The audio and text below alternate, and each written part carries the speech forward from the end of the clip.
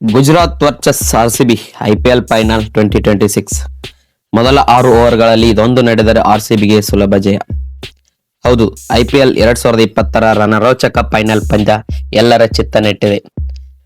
ಭಾನುವಾರ ಅಂದರೆ ಇಂದು ಸಂಜೆ 7:30 ಗಂಟೆಗೆ ಅಹಮದಾಬಾದ್ನ ನರೇಂದ್ರ ಮೋದಿ ಕ್ರೀಡಾಂಗಣದಲ್ಲಿ ರಾಯಲ್ ಚಾಲೆಂಜರ್ಸ್ ಬೆಂಗಳೂರು ಮತ್ತು ಗುಜರಾತ್ ಟೈಟನ್ಸ್ ನಡುವೆ ಅದ್ದೂರಿ ಫೈನಲ್ ಪಂದ್ಯ ನಡೆಯಲಿದೆ. ಉಭಯ ತಂಡಗಳು ತಮ್ಮ ಎರಡನೇ ಐಪಿಎಲ್ ಟ್ರೋಫಿಯನ್ನು ಎತ್ತಿ ಹಿಡಿಯಲು ಕಾತುರದಿಂದ ಕಾದು ಕುಳಿತಿವೆ. ಟೂರ್ನಿಯುದ್ದಕ್ಕೂ ಅದ್ಭುತ ಪ್ರದರ್ಶನ ನೀಡುತ್ತಿರುವ ರಜತ್ ಪಟಿದಾರ್ ನಾಯಕತ್ವದ ಆರ್ಸಿಬಿ ಫೈನಲ್ ಪಂದ್ಯದಲ್ಲಿ ಫೇವರೇಟ್ ತಂಡವಾಗಿ ಆಡುತ್ತಿದೆ. ಮತ್ತೊಂದೆಡೆ ಶುಭ್ಮನ್ ಗಿಲ್ ನೇತೃತ್ವದ ಗುಜರಾತ್ ತಂಡವನ್ನು ಕಡಿಮೆ ಅಂದಾಜು ಮಾಡುವಂತಿಲ್ಲ. ಗುಜರಾತ್ ಕ್ವಾಲಿಫೈಯರ್ 1 ಪಂದ್ಯ ಸೋತರೂ ಎರಡನೇ ಕ್ವಾಲಿಫೈಯರ್ ಪಂದ್ಯದಲ್ಲಿ ಸಂಪೂರ್ಣ ಪ್ರಾಬಲ್ಯ ಸಾಧಿಸಿ ಫೈನಲ್ ಪ್ರವೇಶಿಸಿದೆ. ಅಹಮದಾಬಾದ್ ತವರು ಮೈದಾನವಾಗಿರುವುದು ಗುಜರಾತ್ ತಂಡಕ್ಕೆ ಪ್ಲಸ್ ಪಾಯಿಂಟ್ ಆಗಿದೆ. ಆದರೆ ಕಳೆದ ವರ್ಷ ಇದೇ ಮೈದಾನದಲ್ಲಿ ಪಂಜಾಬ್ ಕಿಂಗ್ಸ್ ತಂಡವನ್ನು ಸೋಲಿಸಿ ಆರ್ಸಿಬಿ ಟ್ರೋಫಿಯನ್ನು ಎತ್ತಿ ಹಿಡಿದಿದೆ. ಹೀಗಾಗಿ ಅಹಮದಾಬಾದ್ ಮೈದಾನ ಎರಡೂ ತಂಡಗಳಿಗೆ ಗೆಲ್ಲಲು ಉತ್ತಮ ವೇದಿಕೆಯಾಗಿದೆ. ಆದರೆ ಈ ಪಂದ್ಯದಲ್ಲಿ ಗುಜರಾತ್ ವಿರುದ್ಧ ಮೊದಲ 6 ಓವರ್ಗಳಲ್ಲಿ ಇದೊಂದು ನಡೆದರೆ ಆರ್ಸಿಬಿ ಸುಲಭ ಜಯ ಸಾಧಿಸಲಿದೆ.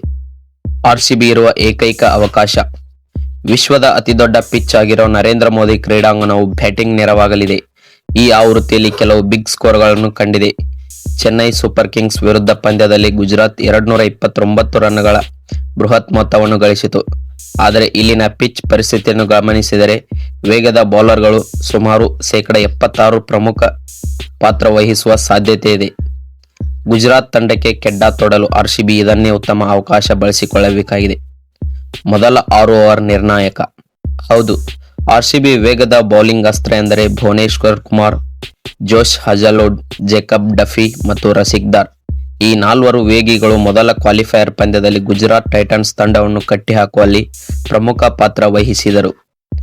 ಈಗ ಫೈನಲ್ ಪಂದ್ಯದಲ್ಲಿ ಆರ್ಸಿಬಿ ಟಾಸ್ ಗೆದ್ದು ಬೌಲಿಂಗ್ ಆಯ್ಕೆ ಮಾಡಿಕೊಂಡರೆ ಗುಜರಾತ್ ತಂಡದ ಟಾಪ್ ಆರ್ಡರ್ ಬ್ಯಾಟರ್ಗಳಾದ ಶುಭ್ಮನ್ ಗಿಲ್, ಸಾಯಿ ಸುದರ್ಶನ್ ಮತ್ತು ಜೋಸ್ ಬಟ್ಲರ್ ಅವರನ್ನು ಮೊದಲ 6 ಓವರ್ಗಳಲ್ಲಿ ಔಟ್ ಮಾಡಬೇಕು. ಈ ಮಹತ್ವದ ಜವಾಬ್ದಾರಿ ಆರ್ಸಿಬಿಯ 4 ಯೋಗಿಗಳ ಮೇಲಿದೆ.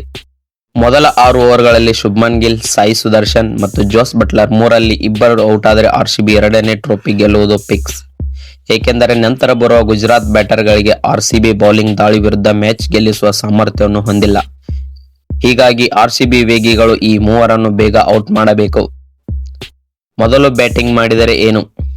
ಒಂದು ವೇಳೆ ಆರ್ಸಿಬಿ ಮೊದಲು ಬ್ಯಾಟಿಂಗ್ ಮಾಡುವ ಪರಿಸ್ಥಿತಿ ಬಂದರೆ ಮೊದಲ 6 ಓವರ್ಗಳಲ್ಲಿ 70ರಿಂದ 80 ರನ್ಗಳಿಗೂ ಹೆಚ್ಚು ರನ್ ಗಳಿಸಬೇಕು. ಈ ಮೂಲಕ ಗುಜರಾತ್ ಟೈಟನ್ಸ್ ಬೌಲರ್ಗಳನ್ನು ಒತ್ತಡಕ್ಕೆ ಸಿಲುಕಿಸಬೇಕು. ಇದು ನಂತರ ಬರುವ ಬ್ಯಾಟರ್ಗಳಿಗೆ ಸುಗಮ ಬ್ಯಾಟಿಂಗ್ ಮಾಡಲು ಮತ್ತು ಉತ್ತಮ ಸ್ಕೋರ್ ಗಳಿಸಲು ನೆರವಾಗುತ್ತದೆ.